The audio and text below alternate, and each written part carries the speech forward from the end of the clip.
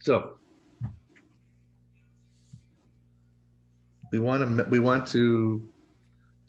understanding the breakup process, understand how the ocean impacts it, how the river impacts it, the surface processes that are important. Now we want to understand, kind of tying it together with some of the research questions, we want to see what the impact is of that sea ice breakup is on marine mammals. So the first thing we have to do is see understand where the marine mammals are. So Natchik, remember, are the ring seals. So we're going to go look at what the ring seal habitat is. And this is a collaboration with Jessie Lindsay from the graduate student at UW. This is, she's studying the habitats on the ground for the ring seals, and we're assisting her with mapping out where they're located using the aerial surveys. So I'm just going to show the aerial surveys that we did with her.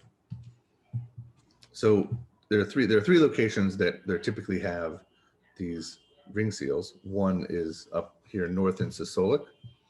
One is right in the outflow channel outflow here.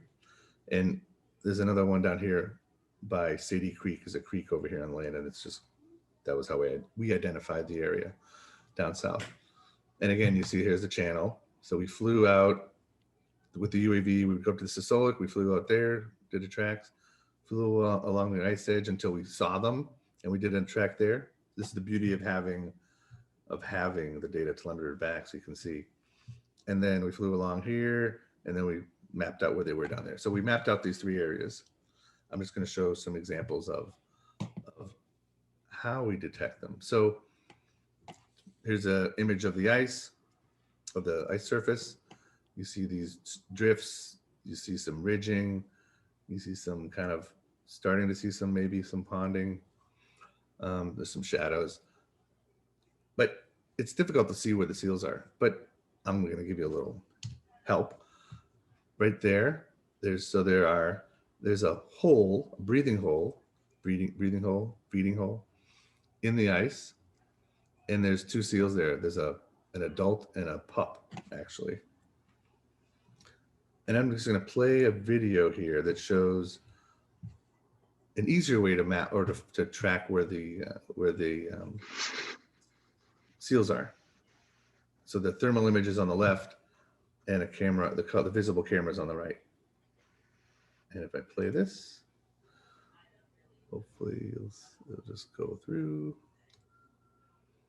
So you can see, I hope you can see the white spot there in the infrared is very easy to detect. The warm signature from the seals.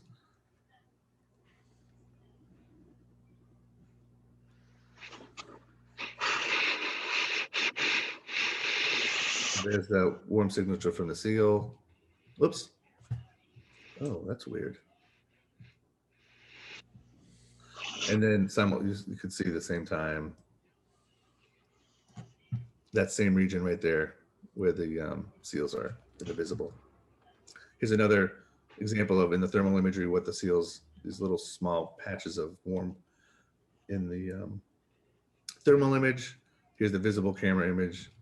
There they are in the visible camera around some breeding holes.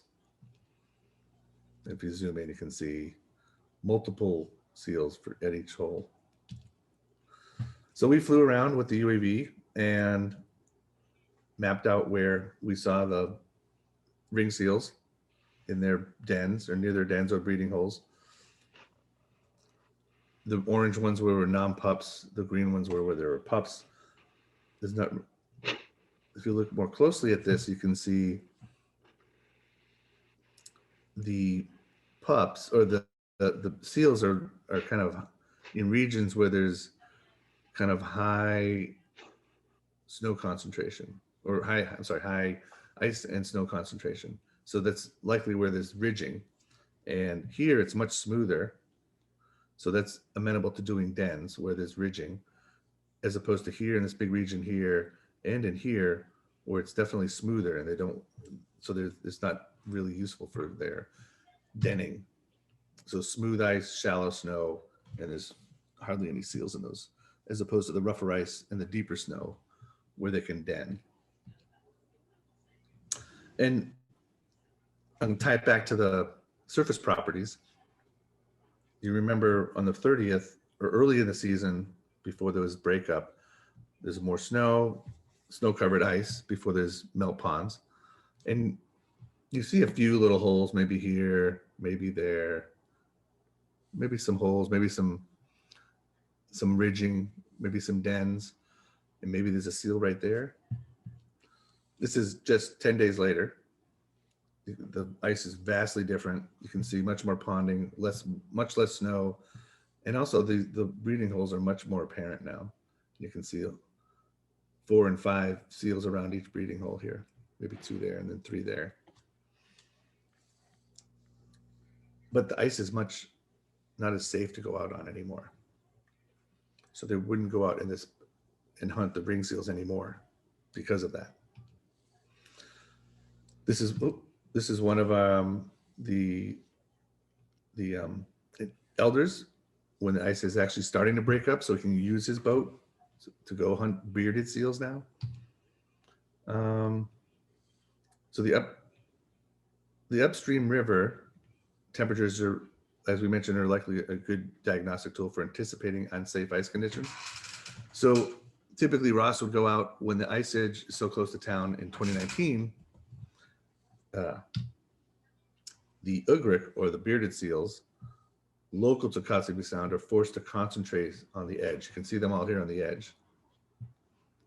Here and here and here. And Ross is very concerned that the possibility of overhunting these marine mammals. Do they set quotas for themselves? That's a good question.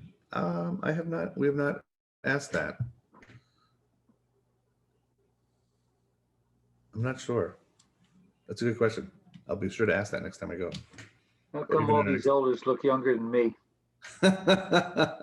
You know, they are very active, and it probably keeps them young. That's to continue to do their traditions of subsistence living. And the reason why good follow-in is that they hunt the seals for the seal meat. So this is traditional bearded seal meat. I've never tasted it. It's very strong. It's as you can see, it's very oily as well. It has a very strong fishy flavor. So how is the ugric hunting season changed in Kosovo, and why? So some of the things we've observed over the last 20 years, there's been a decrease in the duration of the hunt season in general. And this is all from a log from a log by Alex, who's he's not an elder, but he's in the native village of Kosovo, and he has kept a log for 20 years of observations of the advisory council and other elders in the town, observations of when they would go out to hunt and when they would come back.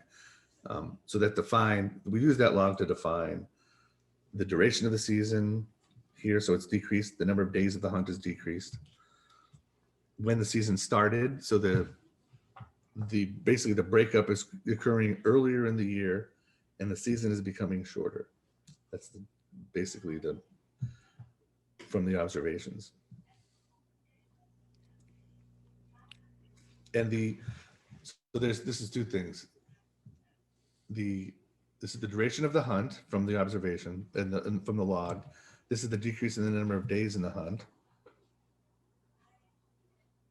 Oh, I'm sorry, the earlier end date. So the end date of the hunt has happened earlier, and therefore, and also the sound breaks up significantly earlier. So they're all tied together. And this is that same schematic I showed earlier, where in the past, you've had much larger ice flows out of town. So as opposed to more recently when there's hardly any ice in the sound. So the seals can come in early and but there's not much ice for them to sit on. And the landfast ice breaks up earlier as well.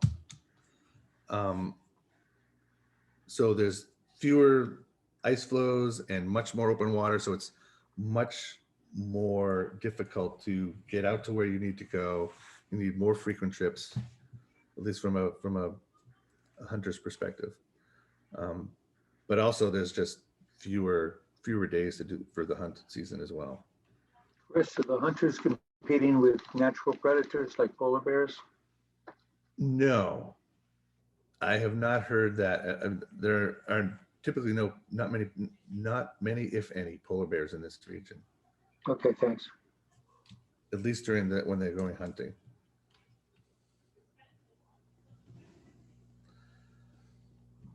So is that kind of it? Yeah, that is it. All right, so a couple summaries. One takeaway from the project in general is early community engagement promotes effective integration of Indigenous knowledge. So you engage early and engage often. The Indigenous knowledge holders can enable new knowledge through the co-design of these hypotheses. So these are questions we would never think to ask. And this knowledge must be shared as a traditional part of the community. And also, unmanned aerial vehicles or unoccupied aerial vehicles are powerful, flexible platforms for sensing to go places where you aren't able to go normally. They can operate where human observers can't go safely, and it allows us to make measurements of physical processes that connect the sea ice throughout the melt and breakup in this case. And I really, as I mentioned earlier, I highly recommend the YouTube site here. If anything, this Ikavik Sikakun short films, there's about 15 of them. They're 10 minutes, less than 10 minutes each. They focus on different parts of the project. So if you want to learn more about the UAVs, there's a whole UAV section. If you want to learn more about how we went about developing the knowledge, the co-developing the research questions, there's a section, there's a movie about that. If you want to learn more about how we went out and made measurements of the ice, of the river, of everything, there's amazing footage. So I really highly recommend going to check out some of those. You don't have to review them all, but I think you'll get a lot more information. Chris, will you send me these links? I'm sorry, what? You please send me these links. I will send you. You send you this page right here, and you can put it on the web page. Okay, great. Thank you. And I will. That's it. I'll take questions. Okay. Yeah, I have a question. Yes, Ruben. Temperature of the water, and that picture in the canoe there. What kind of temperature is the water there? Here? Yes. In the sound, it's around. Well, it depends upon the time of year. Let's I will go. Actually, I have it right here. Let me see.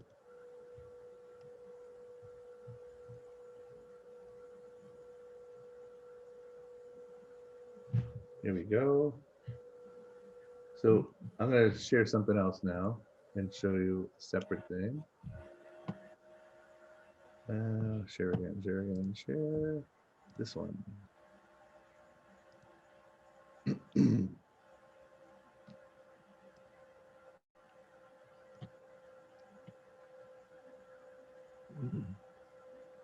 So if you look here in the it's very close to freezing, essentially, Ruben. But here's there's two different things of temperature here. So here's temperature as throughout from January all the way through April when we're showing you. And the temperature range here is yellow is freezing, 0. Well, it's freshwater freezing is 0. And then here is 1.8, which would be saltwater freezing. So basically the temperature range in the channel that we were measuring ranges between the freshwater freezing point and the ocean water freezing point. And you can see that down here as well. So the red is the temperature. So when it's when it gets colder, or when it gets warmer, it's the fresher water here. And when it gets colder, it's the saltier water.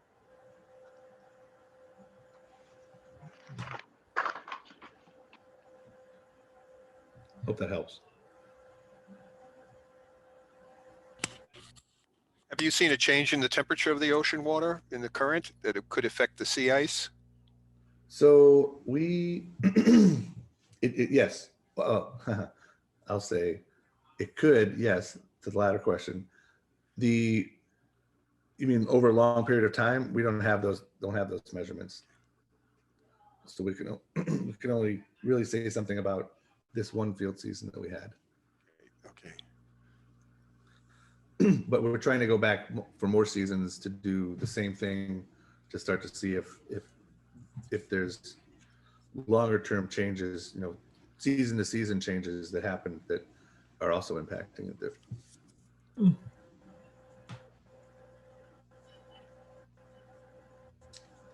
Chris, right now, how much more funding do you have?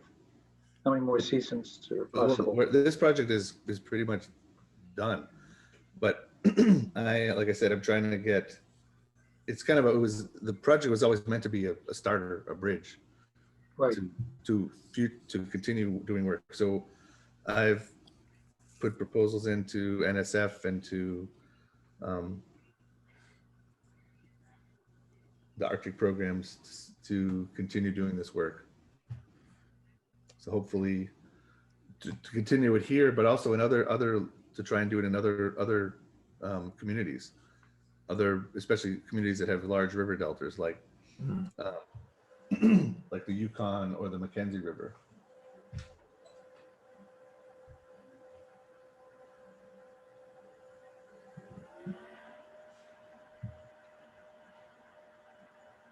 Please hop in with questions. Yeah, I have one about the culture. What are the long-term effects? Obviously, this is part of their ritual to go out and hunt seals, and a lot of other cultures similarly have been affected by climate change. What do you see as what could possibly happen in the near future, or in the distant future? Well, I mean, climate change.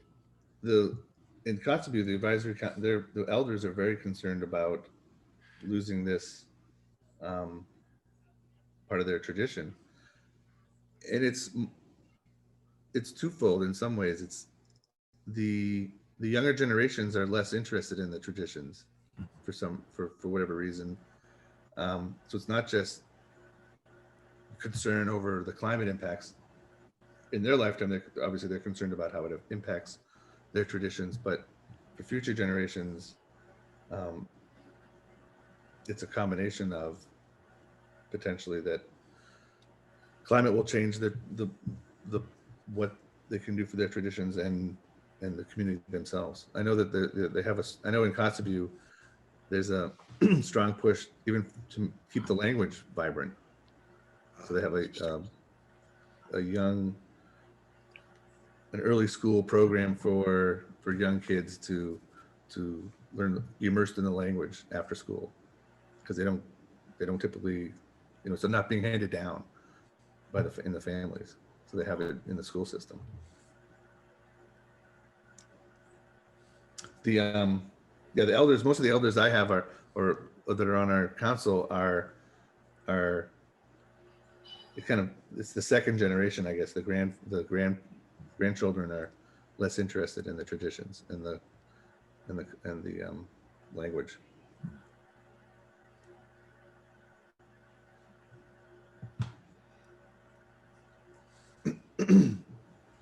Any more questions? I don't know. Yeah, go ahead. Oh, I don't know if, yeah. it's sad. I mean, when there won't be any more ice.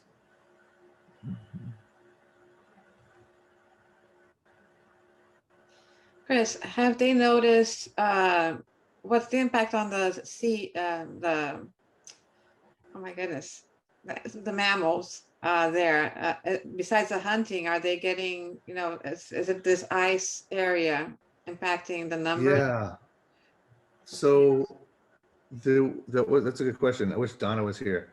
Donna knows that really, really well. I do remember that it was for the ring seals, they were smaller. The pupping they were smaller and less healthy, but I think they've come back since that, just a few years ago. So I think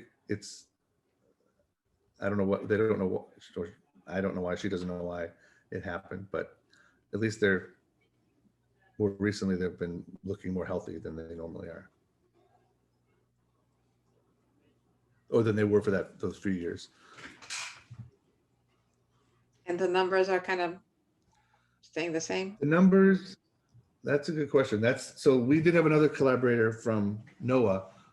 So that, I don't know if you noticed on the slides, I always had a permit number for looking at, whenever we look at seals or any seal surveys, you always had to have a permit. So we got the permit through this colleague at NOAA, and he's doing much more broad mapping or surveys of the seal populations to actually understand how the populations are changing. And I don't have the most recent results of that, but we didn't go out sampling enough to know what the population changes were. We went out for just one season also. Okay. But NOAA is doing a much more expansive study, not just in Kosovo, but all around the coastal Alaska. Thanks. Okay, so with that, I think I will thank Chris for a very interesting presentation. Renee is now Thank you. even clapping, so it must have been. Thanks. I can't wait till we can do this again at Lamont. I like doing it at Lamont, Mike. Yeah, but as I was saying before, I don't have to get up at 6 o'clock in the morning to I get. know. This is early for me. I'm it's still before noon. Right. And I want to thank Chris for doing the recording and thank her in advance for the editing. We'll send a message out to everyone when the recordings are posted. And I'll send that last page to you, Mike, right after this. Thank you. I'll be updating the website on Earth2Class. Thanks, So everyone. thank you all for coming. Thanks for all your attention.